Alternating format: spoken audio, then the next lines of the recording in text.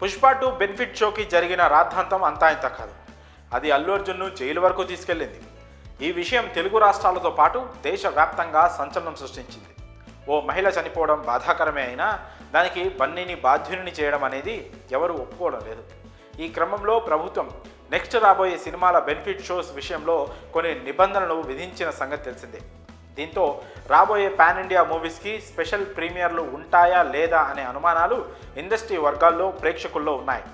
ఈ లిస్టులో ముందు వచ్చేది గేమ్ చేంజర్. జనవరి 10 విడుదల తేదీలో ఎలాంటి మార్పు లేకుండా పోస్ట్ ప్రొడక్షన్ పనులు పక్కాగా జరుగుతున్నాయి. డిసెంబర్ 21న అమెరికాలో జరిగే ప్రీ రిలీజ్ ఈవెంట్తో గేమ్ చేంజర్ ప్రమోషన్స్ స్పీడ్ పెంచబోతున్నారు.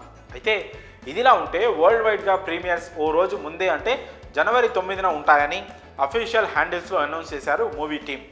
ఇప్పుడు ఇది కాస్త అందరికీ ఆశ్చర్యాన్ని కలిగిస్తోంది. సాధారణంగా యూఎస్ షెడ్యూల్ ప్రకారం అయితే ఏ సినిమాకైనా మనకన్నా డేట్ ఒక రోజు ముందే వస్తుంది. కానీ పోస్టర్లో వరల్డ్ వైడ్ అన్నారు కాబట్టి అన్ని చోట్ల అనే అర్థం వస్తుంది. మరి దానికి ప్రభుత్వాలు అనుమతిస్తాయా అంటే సాంకేతికంగా ఛాన్స్ ఉందని చెప్పాలి.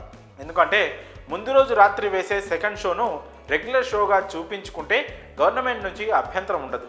అలా కాకుండా అర్ధరాత్రి షో అయితే పర్మిషన్ తీసుకోవాల్సి ఉంటుంది. ఇక ఇలాంటి పరిస్థితుల్లో దిల్ రాజు ఎలాంటి వ్యూహం అనుసరిస్తారో చూడాలి. గేమ్ చేంజర్కున్న డిమాండ్ని బట్టి చూస్తే ప్రీమియర్లు వేయడం వలన సినిమాకు బెనిఫిట్గానే ఉంటుంది. కాకపోతే సంధ్యా 70mm ఉదంతం తర్వాత తెలంగాణ సర్కార్ సీరియస్గా ఉంది. పోలీస్ శాఖ సైతం అంత ఈజీగా పర్మిషన్లు సెక్యూరిటీ ఇచ్చేలా లేదు.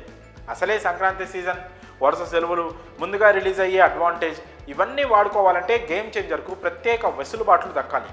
అప్పుడే ఈ సినిమా లెక్కల్లో అనుకున్న టార్గెట్ని రీచ్ అవుతుంది. ఇలా ఎటు చూసినా గేమ్ చేంజర్ దాటి వెళ్లాల్సిన అడ్డంకులు చాలానే కనిపిస్తున్నాయి. మరి మూవీ టీం ఏ విధంగా ప్లాన్ చేస్తుందో చూడాలి. మరి ఈ విషయంపై మీ అభిప్రాయాలను కామెంట్స్ రూపంలో తెలియజేయండి.